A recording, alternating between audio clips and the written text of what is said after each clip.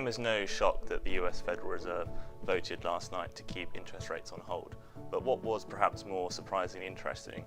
is the apparent amount of disagreement and debate on the committee. For example, we saw 3 votes in favour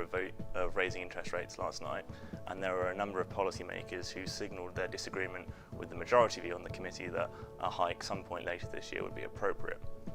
And whilst the macroeconomic differences between a hike now, a hike in 3 months' time, or perhaps a few months after that are not that large,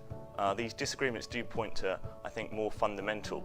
points of disagreement on the committee. For example, those who are looking to hike now tend to point to very low unemployment rate, the fact that wages are tending to pick up, and the risk, as they see it, that if the economy is allowed to overheat, then that will require a much more rapid hiking cycle in the future, and that will be very damaging.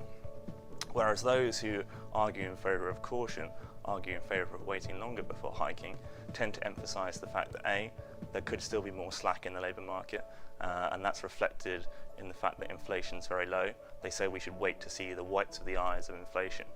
And they also point out that what we might think of as the long-term normal rate of interest is actually much lower than it has been in the past, and as such, even very low interest rates that we have right now are not nearly as stimulative as they might look.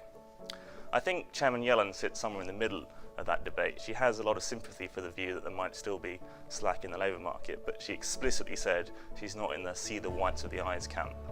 So I think what that means is we'll see a hike in December, but after that the Fed will continue to be cautious and the hiking cycle will remain very slow and shallow.